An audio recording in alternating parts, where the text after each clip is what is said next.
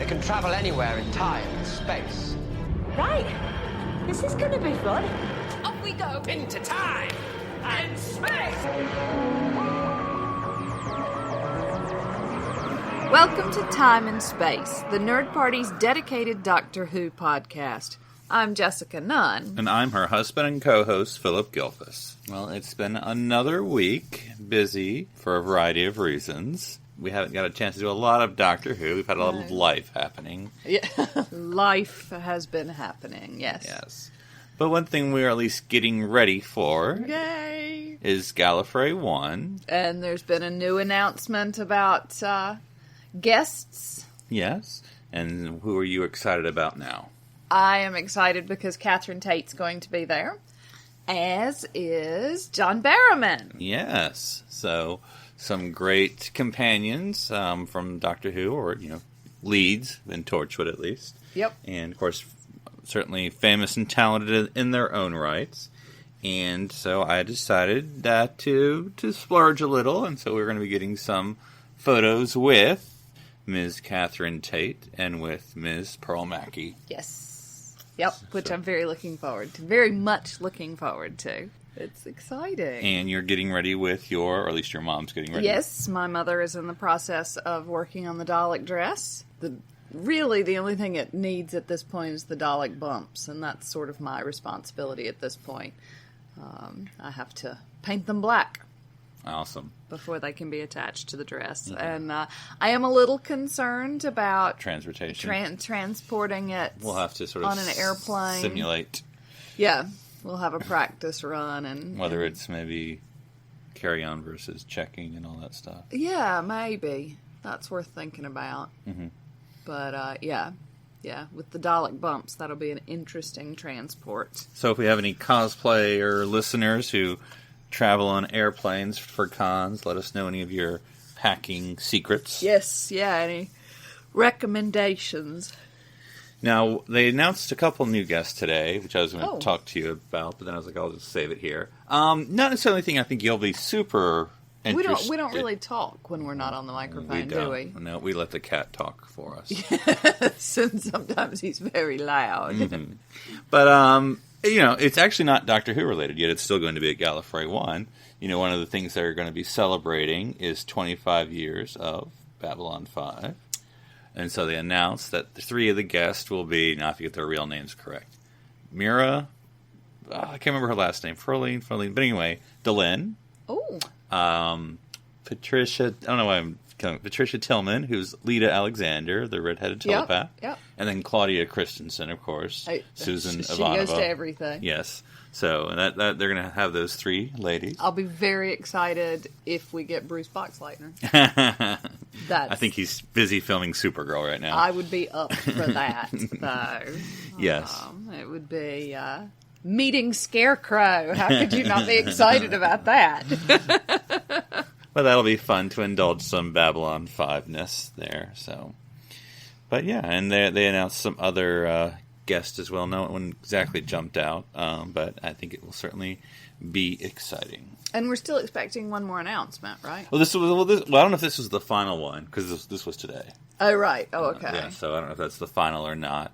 And then I think surely if that were gonna, if their top billing announcements were Catherine Tate and John Barrowman, mm-hmm. And then they would have yes, obviously, mm-hmm. and Pearl Mackie.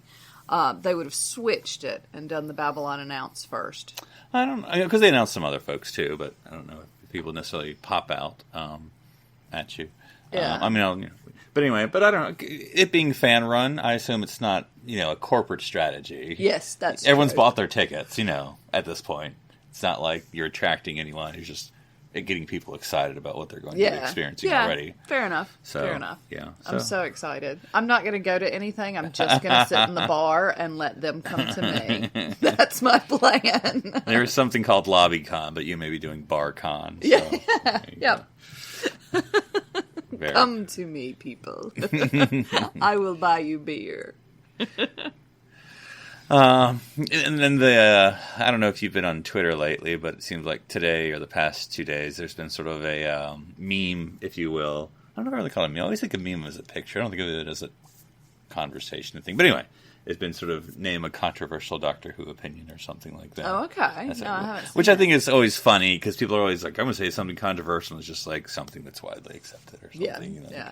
Like, I happen to like this episode. I'm like, well, lots of people do. Yeah, but okay. probably. Yeah. So, but anyway, like, I think Martha's a good companion. I'm like, yes, okay. Well, that's brave. Was that yours? And, I always see people say that, I think the general thought is that Martha is a undervalued companion. And I was like, I've never thought that. But you do love yourself a little bit of Martha. Yeah. But anywho. So what's your controversial Doctor Who opinion? I'm not a huge Tennant fan.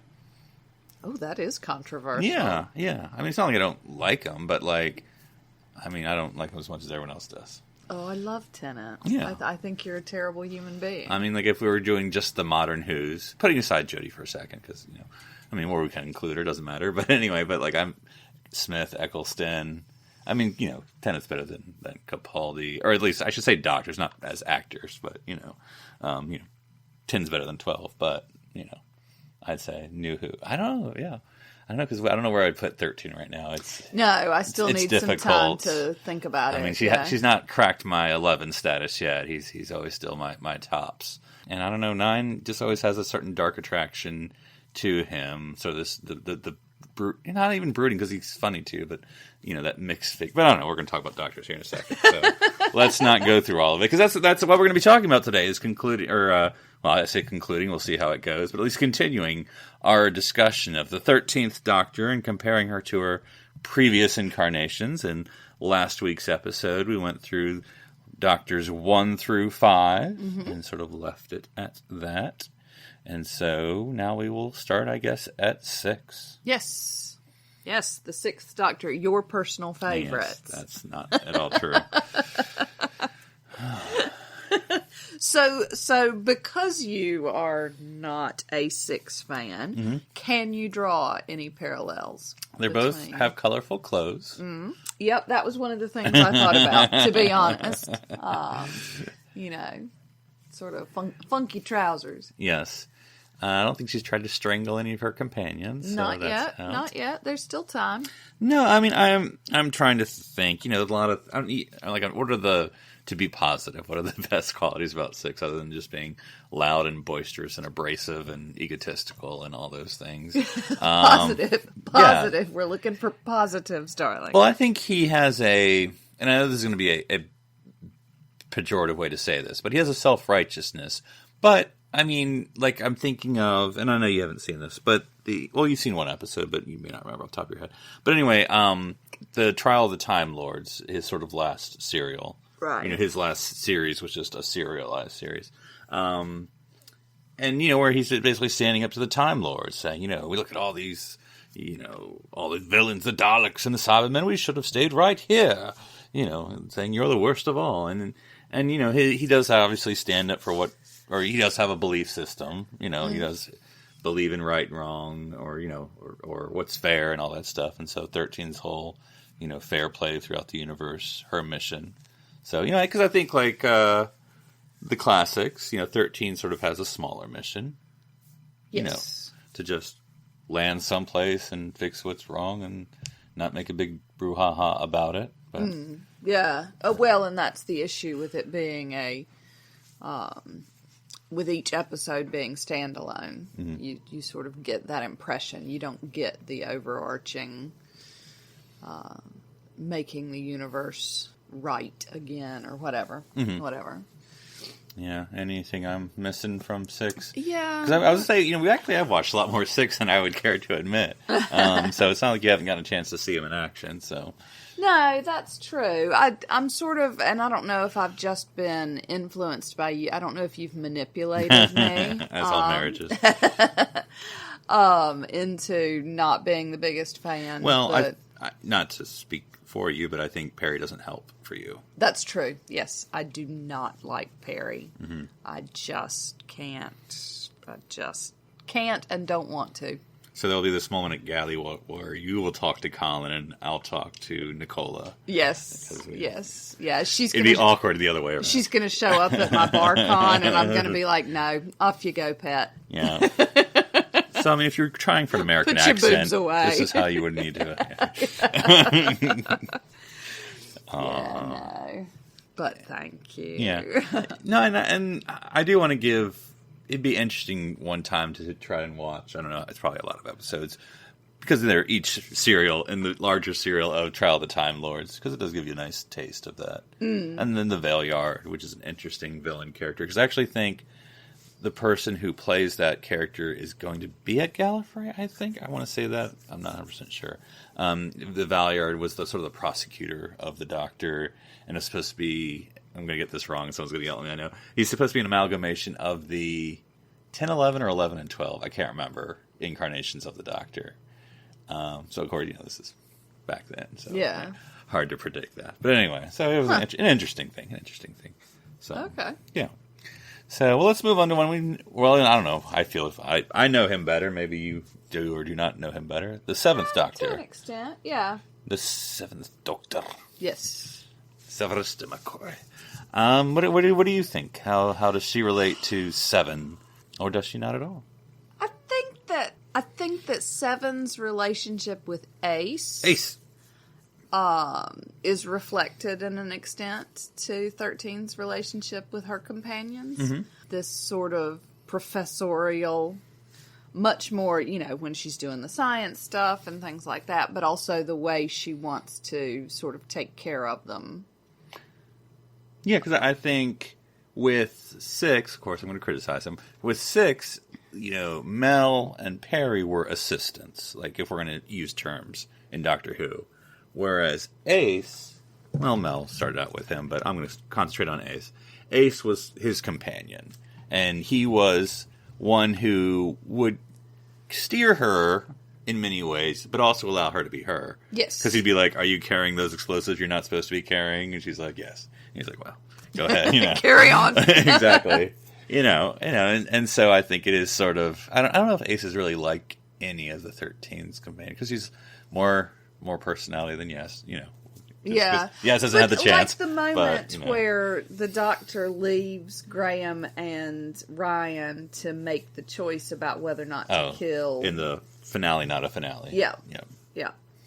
Tim. The Battle of Flav. Yep, that's the one. Yeah. But that's sort of trying to guide them to the right decision, but also giving them the space to make that decision themselves. Yeah, because there is a bit of, and I know this is again another pejorative way to say this, an indoctrination the Doctor's doing with her companions of teaching them to be nonviolent and to avoid guns. Because it's sort of like if you're in the TARDIS, you can play by my rules, which she hasn't said that explicitly. But implicitly, she said that with a smile and but it's sort of like we have rules here, Yes, so, yeah. Well, she tells Graham that if you do that, if you're not gonna, you can't. Yeah, you can't hang out with me anymore. Exactly. I'm not going to be friends with you. My friends talk to your friends. Talk. Did you just have a Taylor Swift moment? I don't know how I feel about that.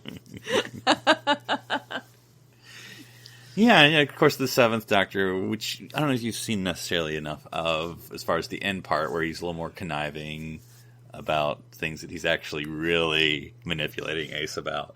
But anyway, in a good way, at least from his perspective. But a little darker, but I don't know, maybe... But that's his latter series, or latter episode serials, and so again... With 13, we're still getting to know her. Because I think 7, I haven't shown you 7's first serial, which is pretty horrible. But it has the Ronnie, if you remember her. Yeah. But, he's just sort of this more clownish character, spouting proverbs. He's not the more 7th Doctor we come to know. So, it goes to show you, still takes a while to fill people out. Well, I was just going to say, maybe we should go back and look at first seasons. Oh, yeah. Her first, appearances. Yeah. And see how the Doctor's changed and what we might be looking at in terms of change. Mm-hmm. Changes. Yeah, indeed. Well, let's move on to the 8th Doctor. Paul McGann! Yes, you got to flip the page in our guide, darling. Okay. Start cheating. I mean, I feel like I'm on board now. I don't need to remind myself quite so much. Well, and of course, with what we've been doing with Big Finish, we're going to be doing the larger Eighth Doctor, not just TV movie Doctor. Yeah, absolutely. If that's Ooh. allowed, Yeah. Yeah. I mean, I feel like we make the rules. I mean, Yeah, it's that's our right. bloody podcast. So, yeah, with the Eighth Doctor, who I'm a fan of. I am really a fan of. It'd be hard if I actually...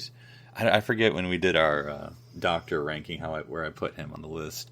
But he's pretty high. He's in the there's 13. Yeah, he's in my top 6. I don't remember where we went, where we put him either. But yeah, I mean, I think listening to Big Finish has continued to increase my regard for the Eighth Doctor. Definitely.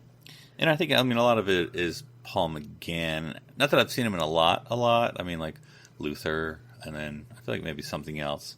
Where he does kind of tend to play. I mean, it's just maybe the voice, but because he's not like an overly masculine character. He's not the tough guy. He's not but he is sort of the heartful, soulful. Heartful's not a word, Yeah, baby. it is now. Oh, okay. Well, it's hearts. we make the rules. Heartsful. Heartsful. You're an idiot. So, but I think. That's 13 in a lot of ways. I know a lot of people I've been talking to say that 13 is a lot like 5, but I think it's a lot like 8 too. If you go into the Big Finish, he has that sort of one who's very just the way he talks. But he certainly can be troubled and angry, but it's always sort of very down here and thoughtful. Yeah, he doesn't really raise his voice often. No, I can't picture that really from 8. Mm-mm. And if he does, it's more of a dramatic, why, I don't know, yeah, but whatever. Yeah. So I think they do have some of the heartful, compassionate. Stop saying the word heartful. It's not real. Heartsful. Stop it. Yes, very compassionate. Still, I mean, I think in Big Finish, there's still so much, even from what we've heard from him, that we don't know. Right. Or that he doesn't know. Mm-hmm. And he's prepared for that. Particularly if you compare him to somebody like 6, who seems to know it all kind of thing. Yeah, that's true. 8 questions a lot more. He is the philosopher. Yes. He's not Oscar Wilde, but the Lord Byron, the whole that sort of thing, that image he gives off. Is it the outfit? It's the outfit. Yeah. But it does a lot. An outfit does suggest a lot. Yeah, absolutely. Just like 6's outfit tends to suggest a lot, and yes, it's hard to overcome that. Even though, I mean, it's an interesting because 8's outfit is supposed to be similar to Wild Bill Hickok. Yeah. Which is completely different. Yes. I'm interested as to why in the film, and maybe it's because it's an American film, that they wanted to go with an American reference rather than, like an Oscar Wilde or something like that. Because long hair kind of...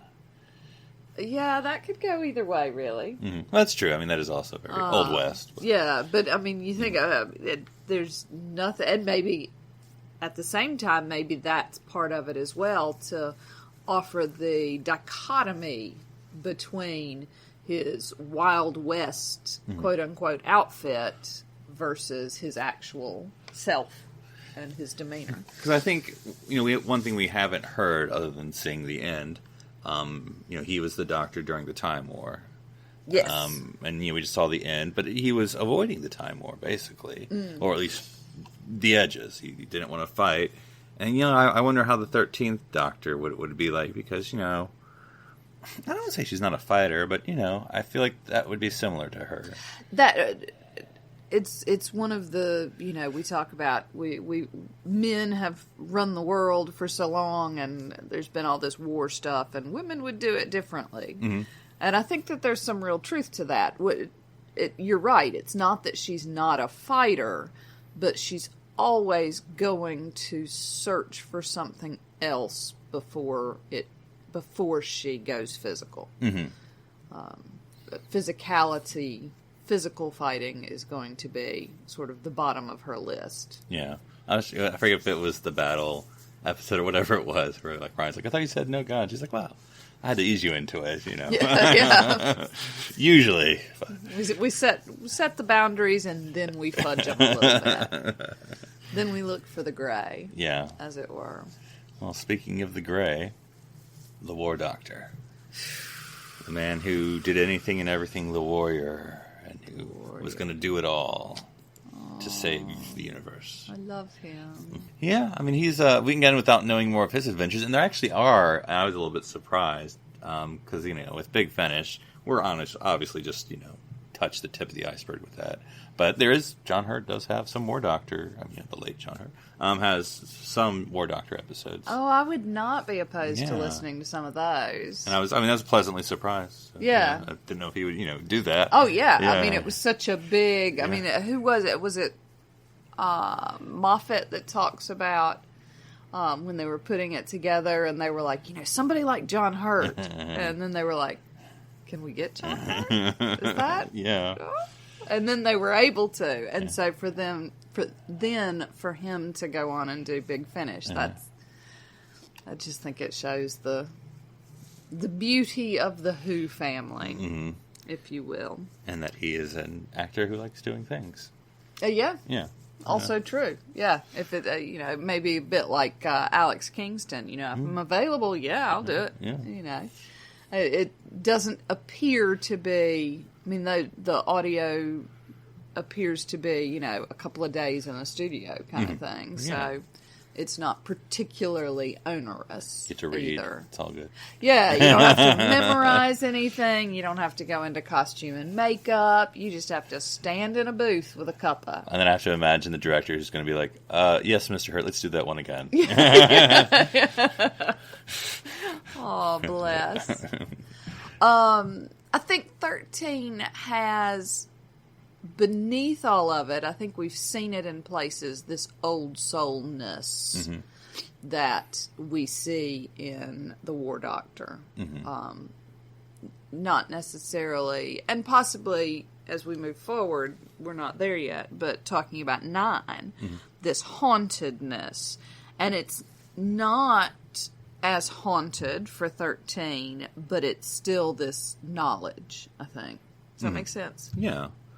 I mean, and I also think in the, I'm forgetting episodes now, untitled, but the frog one, where, you know, she's out there with the other universe, and I'm trying to think, I'm not going to remember the name. Anyway, she's there with the frog in the universe. I mean, but it's sort of a, you know, she'll sacrifice herself, or you know, be the frog's companion, if that's what it takes to send everyone else home. And, yeah. You know. So the self-sacrificing, because ultimately that was what the War Doctor was doing, wasn't it?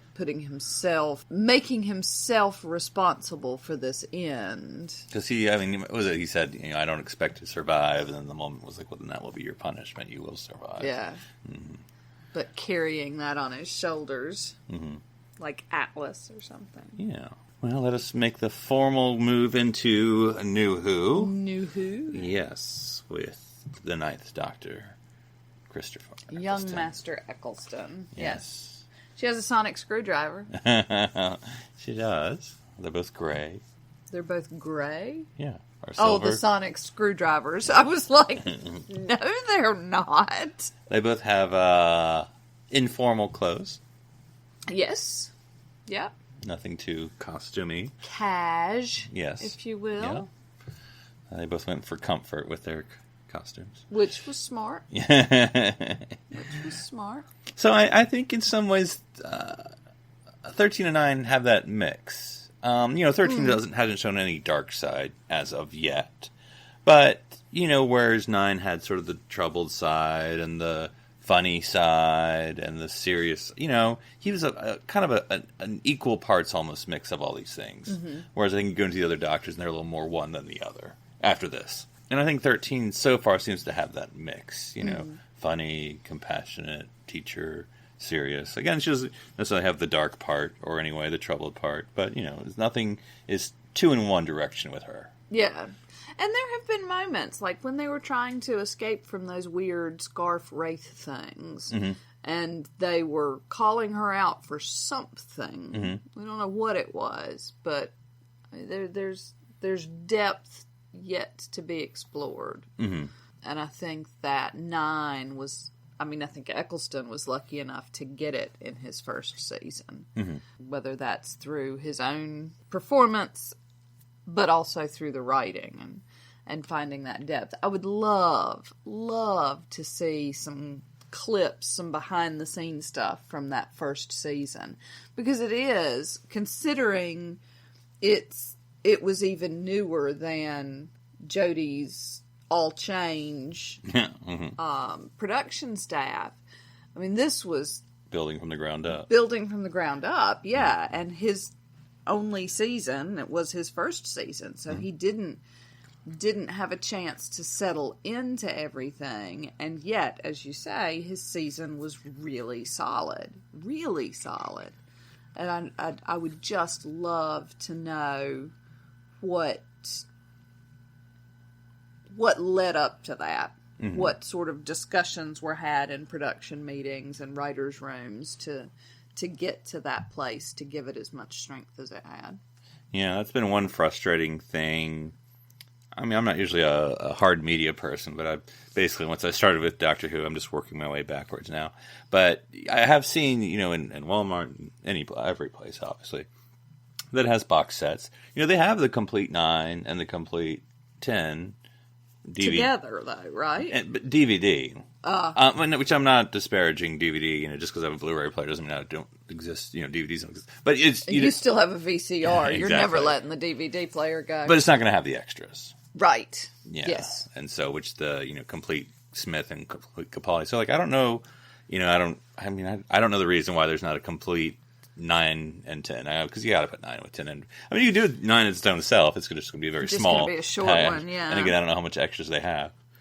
So. Yeah, I mean, did they do the Doctor Who Confidential for I don't know him? without having to look it up. Yeah. 'Cause I know there was sort of there's been 4 different different kind of series, Like there's a Confidential, and there's the fan show, and then there's they had different versions of the thing. I see. So I guess let's move on to Tin himself, since we mentioned him. Yep. By David Tennant. You make me sad. She has a coat that's long. That's right. Good running coat. Hero coat, I suppose, as they say. Yeah, good flip coat. Yep. Excellent. So, I mean, you love Tin so much. Why don't you talk about him? Yeah. I think she's got a lot of the heart that Tin had. Tin felt things quite deeply. And I think we see that with her. Yeah, especially, I guess, with her first episode near the end when they asked about her family, and she's like, well, they're still with me, as long as I keep them alive. And Yeah, and I always felt like with Tennant, there was just this undercurrent of, not even sadness, but feeling. I'm sorry, I'm so sorry. Yeah, they're just, and empathy, maybe that's what it is. Empathy to the point of sadness. Right. At times. Well, he lost a lot of people. I mean, I don't know, if we actually did the numbers, but when it comes to people he would encounter in episodes, companions or pick up companions, all of, all the specials, all his companions die at the end, all that. Yeah, John Smith loses the woman he loves. Yeah. So maybe the biggest thing that 13 has in common with 10 is death toll. That's right. Maybe.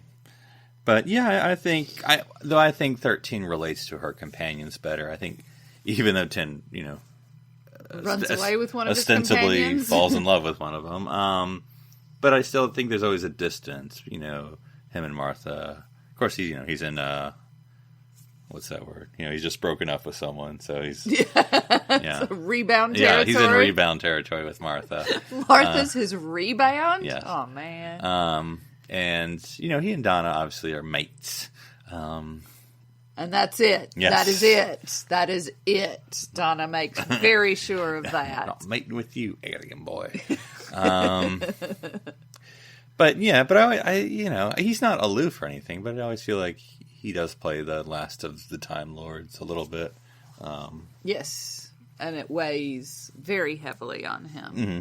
In a way that we also saw with 9. Right. But more protracted because we have him for longer. Exactly. So, yeah. Yeah, and we see him alone, like after Donald leaves, and we have sort of the specials, and he's sort of alone and just has his pickup companions after that. So, and then, the way he's sort of in this end of time when he has Wilfred as his companion, talking about what it's like to die and all that stuff, and facing death and all that. So, we get the more morose. Sad. Yeah, so I can see the similarities, but I can see how they're a little bit different as well. Yes. Yeah, he's a man. That's one of the differences. Well, speaking of men, the 11th Doctor. I'm not sure Matt Smith's a boy. a young man at best. The physicality, definitely. He would, he doesn't exactly use his sonic screwdriver as a magic wand, but wouldn't put it past him. But if he had thought of it, totally would have. Mm-hmm. Totally would have. Yeah. Not quite as, and I've said it so many times, Matt Smith's physicality, this whole impression of being like a cult almost, trying to find his feet. She doesn't have it quite to that extreme, but absolutely. And the sheer joy at times, which I really enjoy. Yeah, I think with 11, you sort of start... 10 started a little bit, but it wasn't overwhelming. I think 11 starts to get to this bigness of the Doctor, the man who commands an army, and and that's not 13. No. At least not yet. No. And so I think she's the more small-scale adventurer, if I can use that term, whereas, 11's a little more big. Yes. And I think that, to an extent, 13's small scale is a reaction to, by the time we got finished with 11, we had just gone through so much. And it was so overarching. And so I think that we get this is a reaction to that. But I think he obviously has so much heart for Amy and Rory. And Clara. Yeah. He and Clara were best together, in my opinion. So. Yeah. And so I think that's obviously the same way 13 relates in a heartful way to her companion. Yes. I said it again. I know, I heard. Now you just take a drink every time. Yeah. One has to do something to get through the day. Yeah, because I'm just trying to think of how 11 changed over time. But yeah, again, I always thought, and I've said it before, I'm sure. I do love how Smith portrays the old man and the young man's body. He has that I've lived 1,000 years look in his eyes. But I'm still not 100% sure how these particular feet work. Exactly. But he does have the intimidation factor, which, is hard to pull off at that young of age. But well, and especially when your character has that floppiness. His, and Matt Smith definitely ranks at the top, towards the top at the very least, if not at the top for me. But that ability to be floppy and goofy and I'm falling all over the place and I don't know what's happening and things are flying in the air and I don't know what's happening, but you stay off this planet, it is protected. And just that, it's just beautiful. It really, really is. It's just, it's a skill. And I think Jodie has some of that, or the 13th Doctor has some of that ability to, I'm having a great time, this is fun, we're fam, I'm not sure, I'm going to stick my finger up my nose to take my temperature, but... Yeah. Again, off the top of my head, I still can't, not that she needs to have it, or maybe she does, I don't know. She hasn't had that intimidation moment yet. No, she hasn't I'm yet, a Time Lord. I'm looking forward to it. Yeah. And I agree. I think she does have to have it. This is me. personal message to Chris Chibnall. She needs to have that. Yeah. She has to have that. Yeah. Sort of... Because it's interesting how, other than the Dalek, I can't think... I'm probably going to be wrong when I say this. I can't think of a time when the aliens that they've encountered have known what a Time Lord is. And so it's not like she's not bringing the, like, oh... Time Lords, huh? Well, the reputation in, Which is fine, because I get it. That's the whole purpose of that Series 11 is to start from... We talked about it at the time, even with the Daleks, when she says, don't you know who I am? And it wasn't this clear moment of, yes, I do. So, yeah. All right, well, let's talk about Grumpy Pants. 12. Yeah? Yeah. So who we've reevaluated often on our repeated reviewings. Mm-hmm. So, I mean, very different, I think, in many respects. She's a hugger, I think. I don't know. But anyway. Yes. But, and I think I said this last time or the time before, I don't know, it all blends together. She is a direct result of him. Mm-hmm. His last words, be kind. Mm-hmm. Be kind. Mm-hmm. And don't eat pears. And we've not seen her eat pears. That's true. And that seems to be the guiding light in this season, is be kind. Mm-hmm. And I think she appears to work hard on that without actually calling back to what happened in the regeneration. Yeah, I think, of course, 12 went to the ends of the earth, metaphorically, for Jenna. That's not her name. For Clara, sorry. And of course that was maybe an unhealthy relationship, and that's why it ended that way. But, it goes to how far the 12 was dedicated to his companion, singular. Which I think, 13 feels probably the same way about hers. Yeah. She's going to, go to, obviously, nothing has necessarily come up yet, but...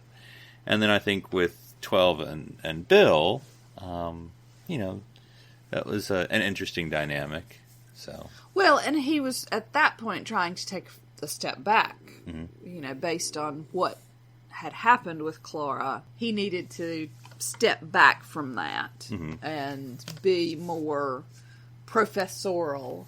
Really, if you look at 12 and Bill, you've almost got a 7 and Ace, a return to that sort of boundaries set kind of thing. I mean, I guess one thing that is sort of similar with 13 and 12 is how 12 looked at Missy. His optimism, his hope that he could save or redeem her or whatever. And I think that's obviously very 13 to see the best, to see the hope.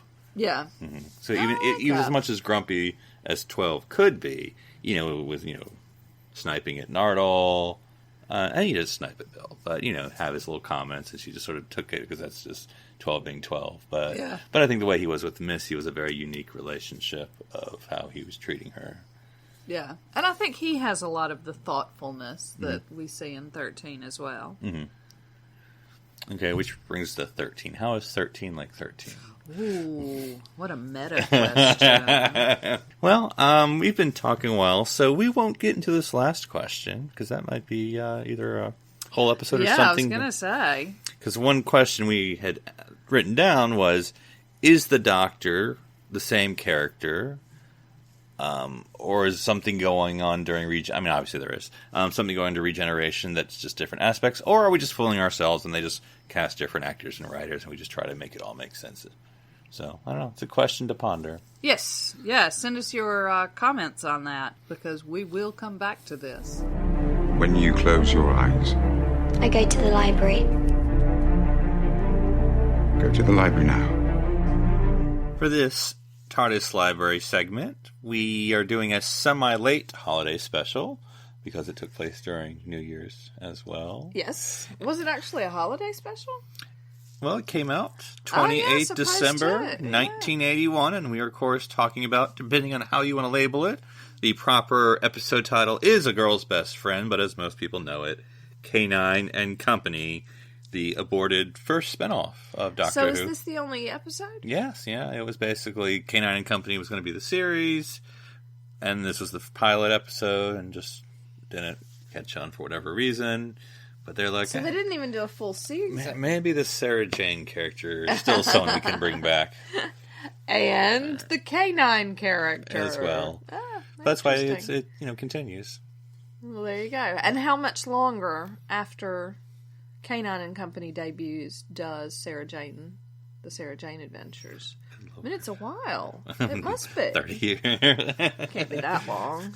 20 years. Possibly 20 years. Well, I mean, yeah. Doctor Who's not going to come back until 2009 or 2005. Wow. And so remember, then she gets sort of quote unquote reintroduced with the 10th Doctor. Yeah. But that was his first year, I think, with School Reunion or whatever the episode Yeah, was called. it had to have been his first year because it had Rose. Because remember, she still. showed Yeah, him to like yeah. K9, and then from there, I think we went with Sarah Jane. Crikey. Yeah, it was a long break there, but the world never forgot Sarah Jane. That's terrifying. So, like 25 years later, Yeah. after this. So I will read the Gotta synopsis. be honest, Elizabeth Sladen aged beautifully. Yeah. So for the synopsis for this episode / special / whatever you want to call it. Sarah Jane Smith is looking forward to a quiet Christmas with her aunt Lavinia in the sleepy village of Moreton, Harwood. When she arrives, she finds her aunt missing and a surprise gift from an old friend waiting to be opened. Sarah, K9, and her aunt's ward, Brendan Richards, are caught up in the affairs of a mysterious cult who practice the black arts and are preparing for a human sacrifice. Dun, dun, dun. So, to me, I enjoyed this for the most part. It's not great, but it's like a classic Who in that as long as you like the Doctor and maybe the companion, then you'll go through the story whether it's good or not. And Sarah Jane and K9 to an extent sort of made it watchable. Yeah. But it was sort of like, and it was also very classic Who. Of course, it's classic Who era. That makes sense. But you know, it's sort of a classic Who. But it also is sort of like classic Who meets Dark Shadows, I suppose. Yeah, it's small town witchcraft hoodoo. That's always fun. Yeah. So it's actually, I don't almost, because it's also like the plot is very thin. Like, it's sort of. There's mysterious people, and they're in a cult, and they attack the ward, who's not Robin. He doesn't actually become Robin, I don't think. Really? Yeah, which is disappointing. I thought Was all that- wards Yeah. became Robin with Batman. Or if you're... But, yeah. And so, I mean, he wasn't, the ward wasn't much of a character. But I guess it was sort of, in the classic writing, you sort of have a dominant and a non-dominant case. So Sarah Jane is the dominant character, so the ward Yes. Oh, yeah. has to sort of Very be her much so. sidekick. Very much so. And I didn't really understand when Sarah Jane's aunt goes missing. But she wasn't really. No, she just left and didn't leave a note. Yeah. And so... She's got things to do That whole in premise... America. That whole premise is flawed. Right. But yeah, in the meantime, and because, the majority of the villagers want good crops, and so they all are involved in this witchcraft, satanic cult, whatever. And so you don't know who the good guys are and who the bad guys are, Right. because they're all hiding under robes and things like that.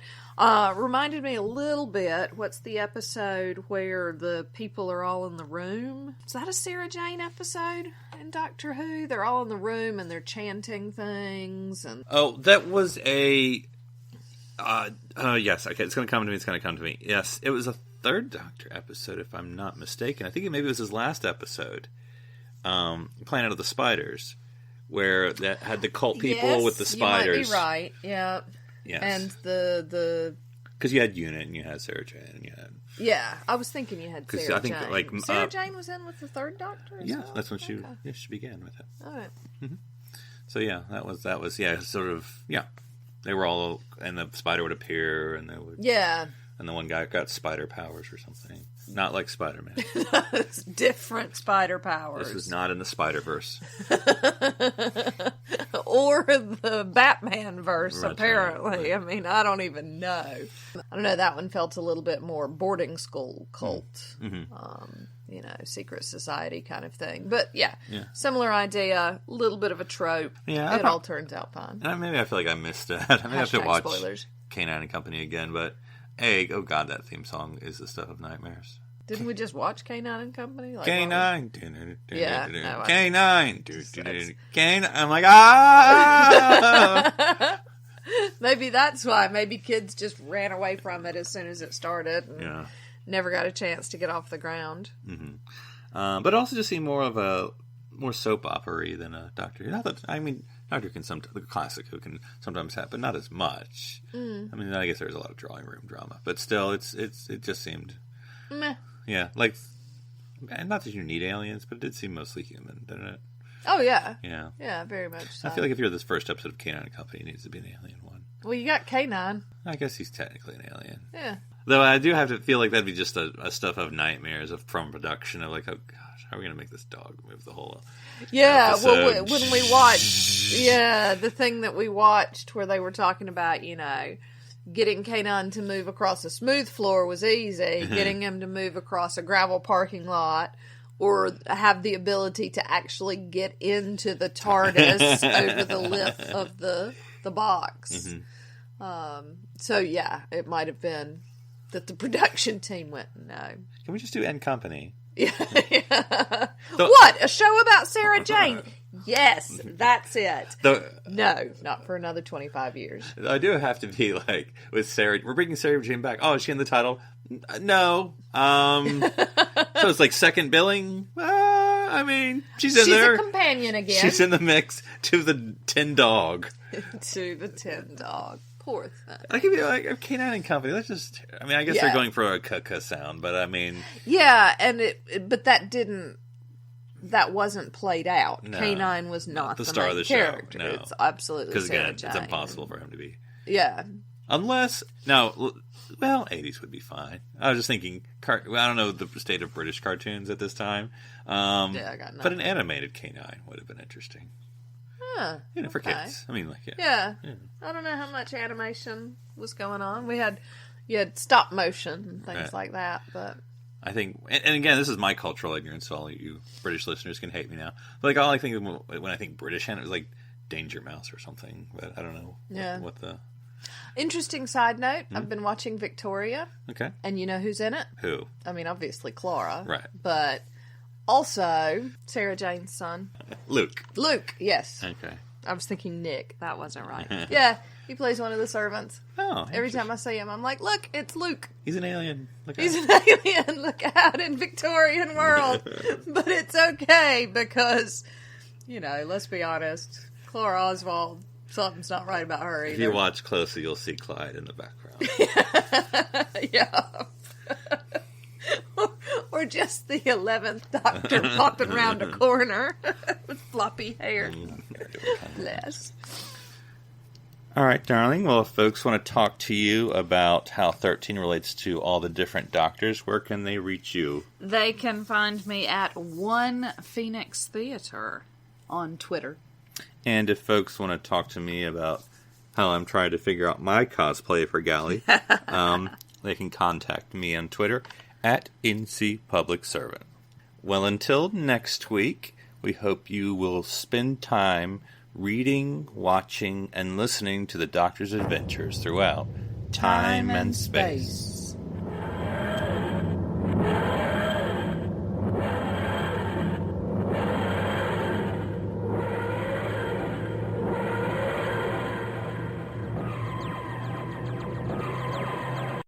This is BBC Television.